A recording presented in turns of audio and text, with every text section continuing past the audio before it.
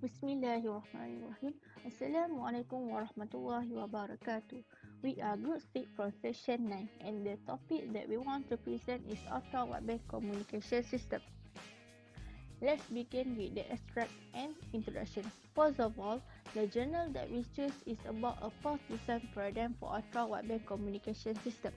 So what is it actually? It is actually a novel paradigm that purports to be used to design time-limited pulse shape for ultra-wideband communication system.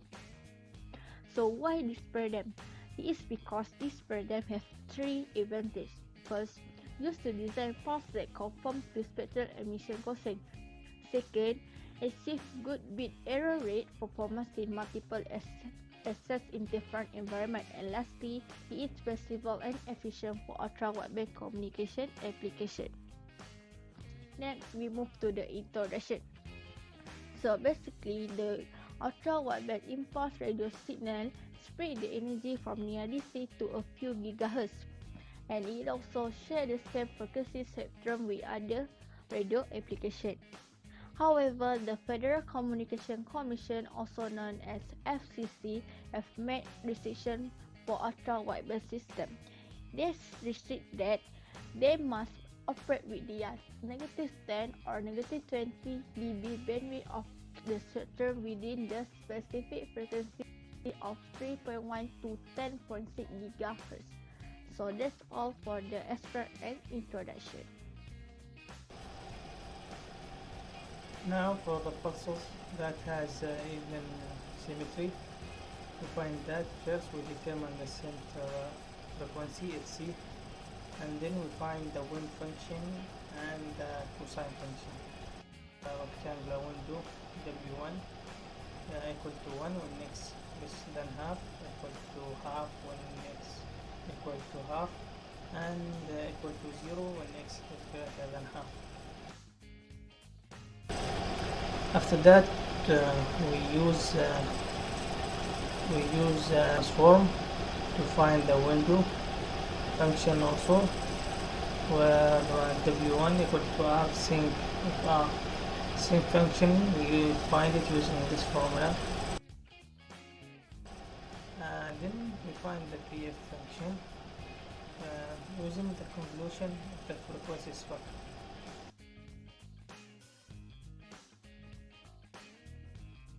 We should consider two things. The pulse who has pulse spectrum should meet the desired frequency, and the pulse shape does not have DC component.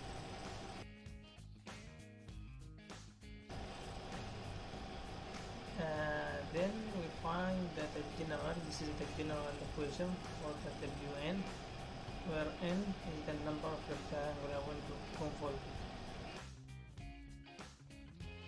This is the more general equation for the window function, where n plus 1 is the polynomial splines, and the u is the unit step function. Then we find the NF using this equation, and the corresponding time function also using this equation.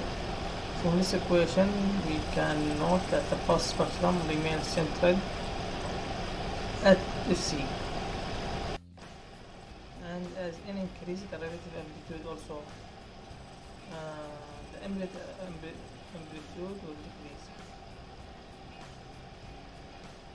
And also from this equation, the spectrum provides 2 degrees of freedom.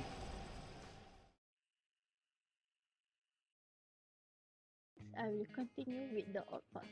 For outpass, we can use the sun function. Hence, the outpass of B and T as shown below. For the P and F, we will get this equation, and for the P and T, we will get this equation. Therefore, the pulse spectrum of B and 0 in P and F equation will equal to 0 for any value of tau. Hence, the arbitrary value of tau can be chosen to synthesize pulse shape to meet a given frequency mass in the case of pulse having an asymmetry. That's all for the outcast. Hi, I'm Iqbal. and now I will talk about some discussions regarding the topic of our report, which is the novel paradigm design for UWB. Okay, here it shows that the power spectral density of the pulses together with the FCC frequency mask, and the pulses are consist of the odd pulse and the even pulse.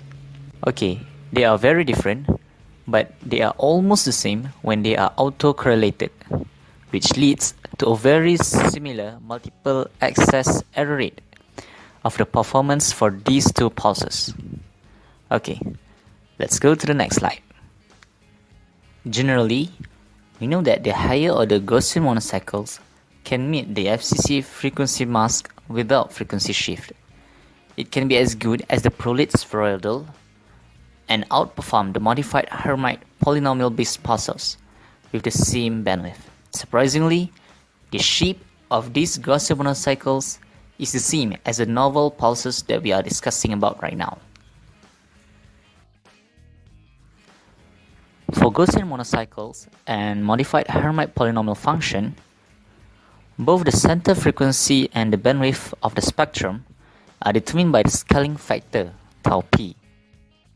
And of course, some frequency shift is required to ensure the spectrum meets the mask.